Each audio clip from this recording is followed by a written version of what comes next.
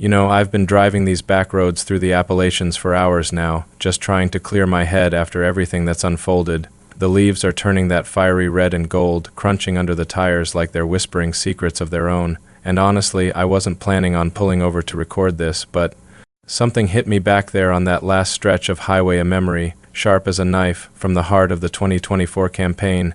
It's the kind of thing that keeps you up at night, staring at the ceiling, wondering if you should ever let it out. But if I don't, who will? We're in a moment right now, November 2025, where the dust from the election has barely settled, and people are still screaming at each other across dinner tables and social feeds. Division like I've never seen, not even in 16 or 20, and yet here I am, a guy who spent years deep in the trenches of political ops.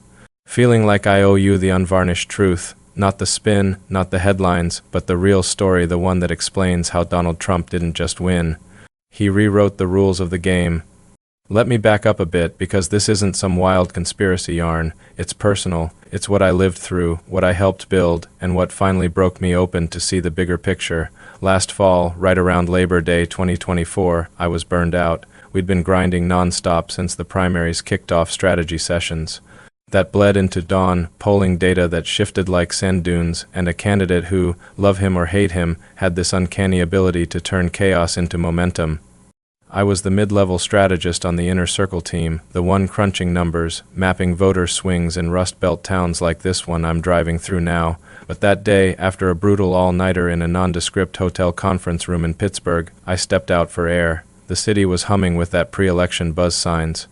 Everywhere, arguments spilling out of bars, but I felt hollow. Like all our brilliant plays, all the targeted ads and ground game pushes were just band-aids on a gaping wound. America felt fractured, elites on one side pulling strings, everyday folks on the other getting squeezed. I lit a cigarette, bad habit from the stress, and thought, is this it? Are we just herding people into echo chambers for another cycle of rage? That's when my phone buzzed. It was a text from the top wheelhouse. Now, no details, just that cryptic code we used for high-stakes huddles. I ditched the smoke and hauled back inside, where the air was thick with coffee and tension. The room was sparse folding tables, laptops glowing like fireflies, a whiteboard scrawled with arrows and question marks. Trump wasn't there yet. He was en route from a rally in Ohio, but the core team was, the pollster with the perpetual 5 o'clock shadow, the comms director who'd seen too many scandals, and this quiet operative named Elena, who had a knack for reading rooms like a psychic. We were down in the dumps. Latest internals showed us neck and neck in the battlegrounds, with Harris's machine flooding the zone with big money ads painting us as yesterday's news. The economy was sputtering back to life post-inflation spike, but folks weren't feeling it in their wallets. Borders, crime, culture wars, it was all noise, drowning out any signal. Trump burst in like a force of nature, tie loosened, sleeves rolled up, that trademark squint scanning us like he was sizing up a deal gone south. All right, folks, he said, dropping into a chair with a thud, we're not losing this, not to these bureaucrats. What's the play?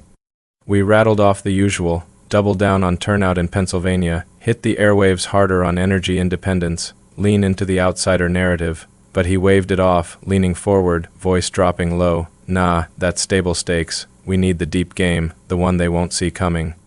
And that's when he laid it out, not in bullet points or slides, but like he was unspooling a yarn over whiskey at Mar-a-Lago. It wasn't about policy tweaks or viral moments. It was about tapping into something primal, something the elites had forgotten, the quiet fury of the forgotten middle. See, the beauty or the terror, depending on where you sit, of Trump's approach was never the bombast.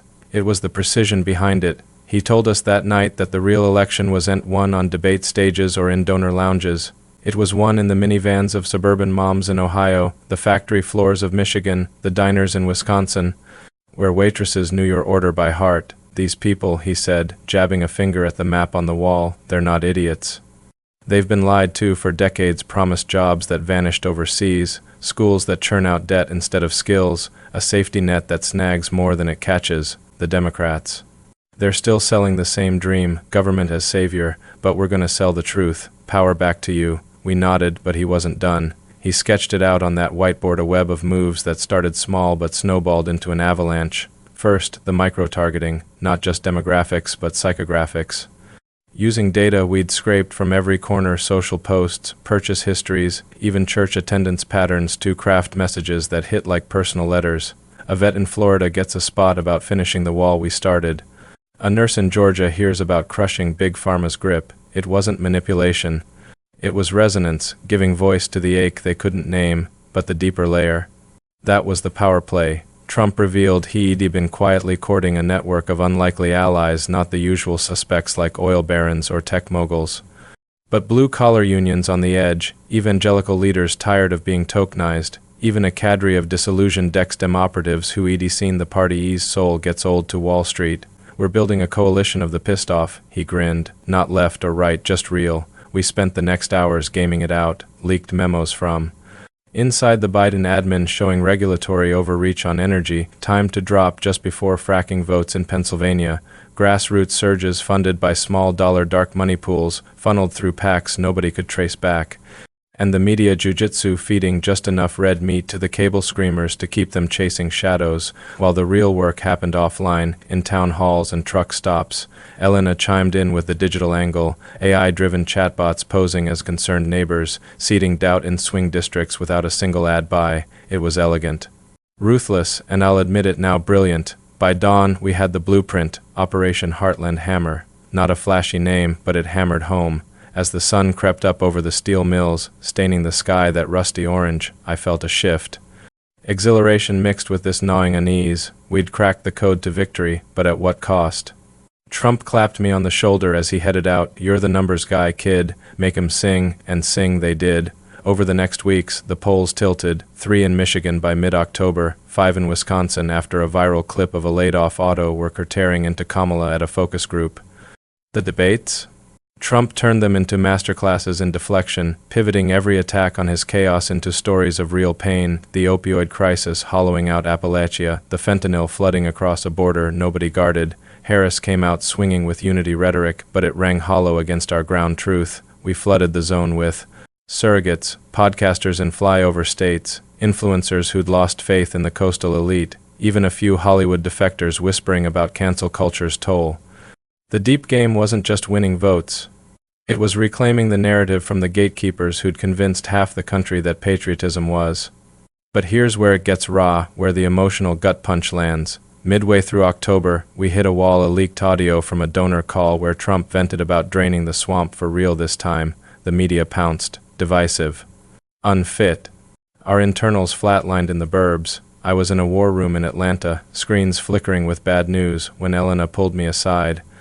This is it, she said, eyes fierce. The moment we either fold or fight dirty, we didn't fold. Trump went live on X, not a scripted rant, but a raw, 20-minute stream from his jet, phone in hand, looking straight into the camera. Look, folks, he said, voice cracking just a hair, the only time I ever heard it waver. Screwed up. I've said dumb things, but I see you. The trucker in Iowa working doubles to keep the lights on. The teacher in Nevada scraping by on food stamps. The vet in Arizona waiting months for care that never comes. Washington's forgotten you, but I haven't, and damn it, we're gonna fix it not with promises, but with action. It wasn't polished, it was human. Views exploded, 50 million in 24 hours, shares from soccer moms to steelworkers. The tide turned overnight. We won Pennsylvania by 2.8%, Michigan by 1.4%, razor thin. But enough. Electoral College, 312226. The popular vote, a squeaker at 50.2%, but it felt like a landslide because it was. Driving these winding roads now, past abandoned coal towns reclaimed by kudzu, I'm haunted by what came after. The victory lap was euphoric confetti in D.C., tears in MAGA hats, champagne toasts with the team, but in the quiet hours, the what-if screepin', what if we'd lost? Would the division have healed or just festered under a different flag? And winning God, it exposed the fragility. Trump's first act, executive orders slashing red tape on domestic manufacturing, billions funneled to retraining programs in the Heartland. Global markets jittered, but jobs ticked up 300,000 in the first quarter of 25 alone. Trade deals renegotiated with China, tariffs that bit but built leverage. Yet the backlash was biblical, protests in blue cities, lawsuits stacking like cordwood, media narratives framing it all as authoritarian fever dreams. I watched from the sidelines, having stepped back after inauguration. Burnout, I called it. Truth? Guilt. We'd played the deep game masterfully, but it left scars. Families still torn, trust in institutions shattered further. Elena texted me last month. Was it worth it? I didn't reply. Still don't know. Let me peel back another layer, because the real revelation, the one that kept me circling these hills like a ghost, is how the deep game wasn't just tactics. It was a mirror to America's soul. Trump understood something the pollsters missed. People aren't data points. Their stories, wounds from factory closures in the 80s echoing in their kids' gig economy hustles. Dreams deferred by student loans that chained them to cubicles, the power play, amplifying those stories until they drowned out the elite echo. We ran ops in forgotten zip codes, pop-up listening sessions disguised as community barbecues, where folks vented about everything from VA wait times to grocery prices doubling. No cameras, no clips. Just notebooks filling with rahurt. Then we'd weave it into speeches. Trump quoting a welder from Erie verbatim, voice booming over arenas. John says, "I built this country with my hands, and now they want to ship it to Shanghai." Well, John, not on my watch. Crowds erupted, not in hate, but recognition. It humanized the fight, turned abstract policy into personal stakes and the global angle. That's where it gets chess master scary. While we hammered Heartland, Trump's whisper network reached overseas. Quiet calls to Modi in India, bolstering supply chains away from Beijing. Back-channel chats with European nationalists, aligning on energy security against Russian gas games. It wasn't isolationism. It was recalibration. By spring 25, NATO allies were grumbling but adapting, more defense spending, less freeloading. China blinked first, offering olive branches on tech transfers after our chip tariffs hit home. The deep game sealed not just an election, but a geopolitical pivot. Critics called it reckless. Insiders knew it was calculated, but emotionally, it weighed heavy. I'd lie awake post-win, replaying Elena's face during those late-night war rooms, fierce, but fraying at the edges. We'd bonded over shared cynicism, two millennials who'd signed up for change and found ourselves knee-deep in the machine. One night, after a brutal swing state push, she confessed over diner coffee, "This isn't saving democracy. It's weaponizing it." I laughed it off then. Wish I hadn't. Now, as these mountains rise sharper against the dusk sky, I'm piecing together the emotional wreckage. Victory brought vindication, sure, headlines touting Trump's triumph as the greatest comeback since Lazarus. But it also unleashed the furies. Impeachment whispers already bubbling in the House, blue state attorneys general sharpening their quills, the division deeper than ever. Thanksgiving tables cleaved like fault lines, old friends unfollowing over X posts. I saw it up close at a family reunion last summer. My uncle, a lifelong Union Dem, cornering me. "You helped that con man? What about the soul of the country?" I mumbled something about checks and balances, but inside it stung, because he's right. The deep game exposed fault lines we exploited, not healed. Trump's team doubled down, tax cuts targeted at middle-class earners, school choice pilots in red districts, border tech that actually worked without the wall's optics. Metrics improved, unemployment dipping to 3.8%, wage growth outpacing inflation for the first time in years. But the human cost. The suicides spiking in opioid-ravaged counties, we won. The migrant families caught in the enforcement dragnet. Realism demands I say it. Progress isn't linear, and power plays leave collateral. Yet here's the redemptive thread, the one that pulled me out of the tailspin and onto this road trip. In the quiet after the storm, Trump did something unexpected. No fanfare, just a memo to his chief of staff. Invite the other side in, bipartisan working groups on infrastructure, poaching ideas from Harris's old playbook, high speed. Rail in the Sun Belt, green energy grids powered by American steel. It wasn't kumbaya. It was pragmatism. Skeptics scoffed, but bills passed. A $2 trillion rebuild act by July 25, jobs pouring into swing states like water from a cracked dam. Elena called me from D.C. He's playing for D-chess again, dividing to conquer. Now uniting to govern. It reframed everything. The deep game that sealed the election wasn't destruction. It was disruption with a purpose. To jolt a sclerotic system awake, force the elites to the table, remind the Heartland they had a seat. Standing here now, engine ticking cool in the twilight, wind rustling the pines like a conspirator's hush, I see the full arc. That Pittsburgh night wasn't just a huddle. It was a reckoning. Trump's squint held the weight of a nation teetering, populism's promise versus democracy's peril. We chose the play, and it worked, but success. It's fleeting without wisdom, the emotional core of it all. Power isn't hoarded. It's shared, or it consumes you. I've watched insiders burn outcomes, directors retreating to think tanks, pollsters writing tell-alls laced with regret. Me. I'm out here, reclaiming my own story. No more war rooms. Just these roads, this clarity. So if you're tuning in from a city apartment scrolling doom feeds, or a farm kitchen wondering if DC remembers you, hear this, the deep game that sealed 2024. It proves one truth: your voice, your story, your quiet fury, they matter. Not as votes on a spreadsheet, but as the pulse of change. Don't wait for saviors or villains. Step into the arena, call your rep about that local mill reopening, share your unfiltered take at the next barbecue, build coalitions in your own backyard, the neighbor who voted opposite, the kid questioning the system.